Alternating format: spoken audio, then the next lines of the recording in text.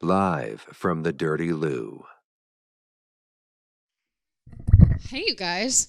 This is like a much nicer version of my living room. Can I take this couch when I go? It's really nice. How's it going? Good. This place is super cool. I've never been here. It smells like lavender. Right? That's what that is. No? Okay. Before we get started, I have something really important to tell you. You ready? My dress has pockets. Right? You guys don't give a shit, but every one of you women in the audience is like, fuck yeah, she has pockets.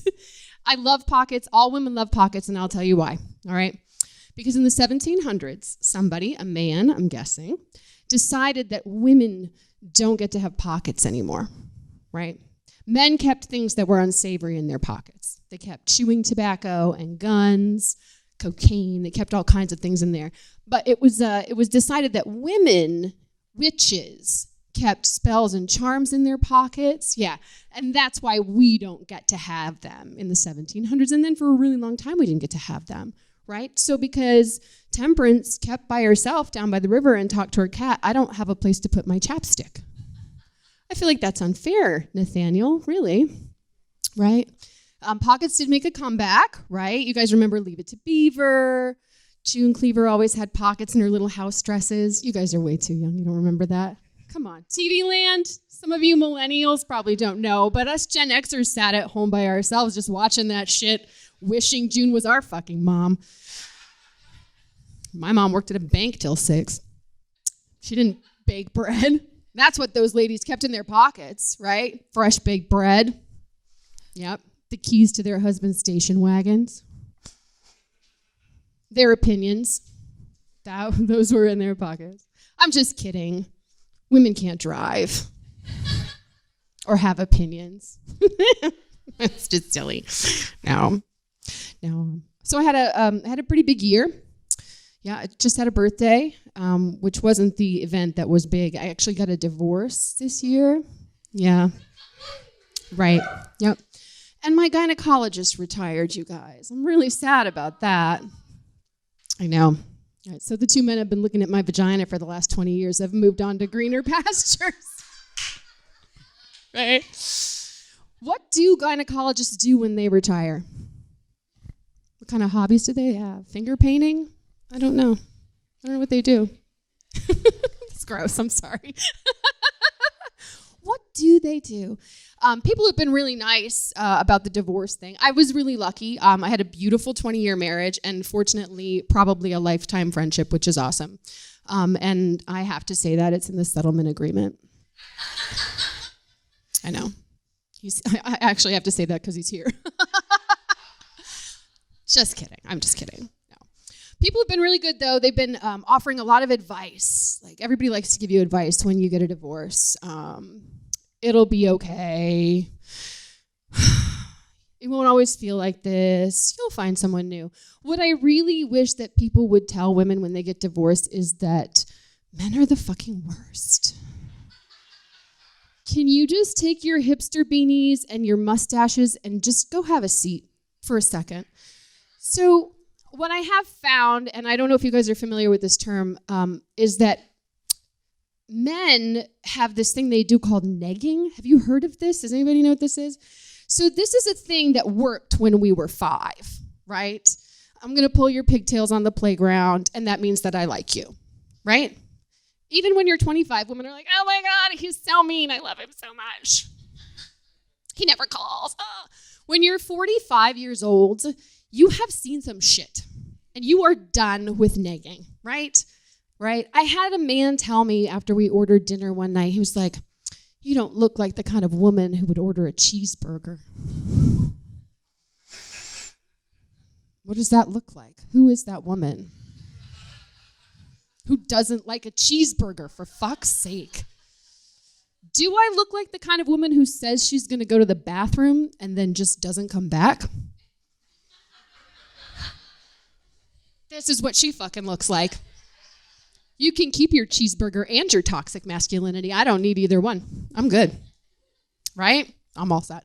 I actually had another man tell me, you're really in good shape. You're really attractive. for a woman your age. I know, right? I'm just gonna look at the time. I'm gonna scuttle on to Beano in the rec room because that bitch Marge is not gonna hold a spot for me, and I've already missed chair yoga today. Seriously, a woman my age, really? I guarantee you that I can get an erection faster than that guy can. That guy over there, that guy over there, that guy over there. I have no problem. It's not hard. Right? Seriously.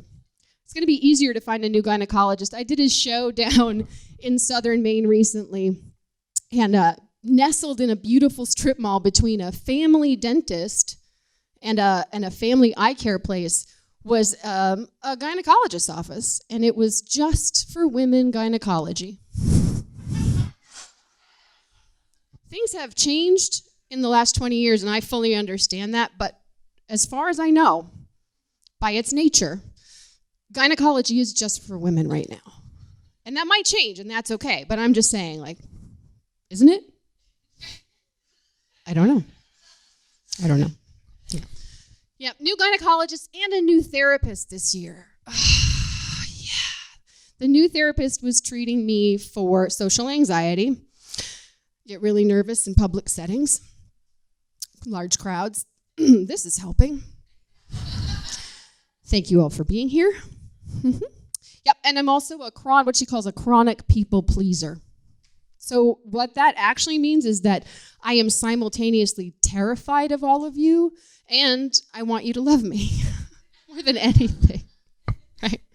Yeah. So I have a new therapist. Her name is Carol.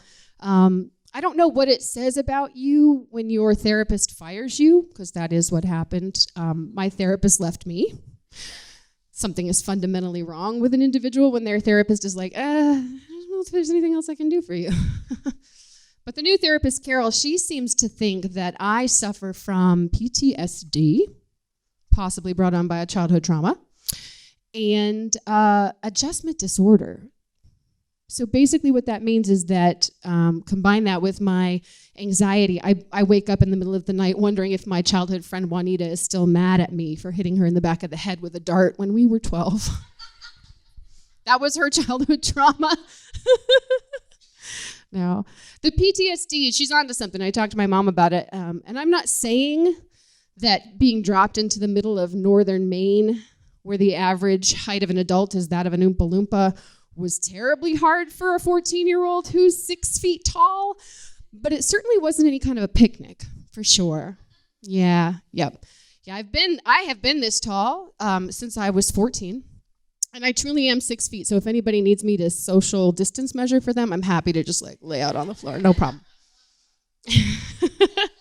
I've also had these boobs since I was 14, but nobody ever brings those up, and I don't know if it's because they think that drawing attention to someone's physical features might make them uncomfortable. Maybe, I don't know. I do work really hard. I do see the therapist. It's helpful. You got to work on your shit, be a better human being, right? But one of the things that she recommended that I do is to find practices that actually calm my anxiety, right? So she recommended meditation. Anybody here meditate? Guys, smoke? Yeah? How do you do with that? Does it work for you? Yeah? When I close my eyes, I think about horrible, horrible things. Yeah. So meditating doesn't work for me. When I close my eyes, I think about things like, do spiders really crawl into your mouth while you're sleeping? And if so, how many have you swallowed? Probably a lot, right? Yeah. Tried meditating, doesn't work. I'm happy that it works for you. That's really good. I exercise a lot. I go running. During the pandemic, I realized that I talk to myself quite a lot when I run. Does anybody else talk to themselves? I also talk to the neighborhood cats. Yeah? Oh, good. I'm not alone. I was thinking I might have to talk to Carol about that, too. Phew. No, I talked to the neighborhood cats. I was doing hill sprints one day, and there's the same cat, and I say hello to him every day. And then one day I was like, is he giving me side eye? Is he judging my form? That son of a bitch. You know what, Mittens? I don't tell you how to push things off of tables. You don't get to tell me I'm swinging my arms too much. I said some things, and Mittens said some things, and I don't run in his neighborhood anymore. Yeah, no. No, one thing that I really enjoy is yoga, right? That's definitely good for relaxation. But I find the number one thing for me, and maybe for you folks too, for meditation and relaxation, is actually day drinking. That works really well for me. I have combined those two things before, yoga and day drinking. It worked out okay. Really, the only position I learned was the one-night stand. I'm just going to have to say. He preferred the downward dog. And in the end, we're both just like, nah, I'm going to stay single, right? Just praying it's not a child pose. A woman my age, after all, right? Thank you guys so much. I have been Sara Poulin. I'm going to bring up your next comic.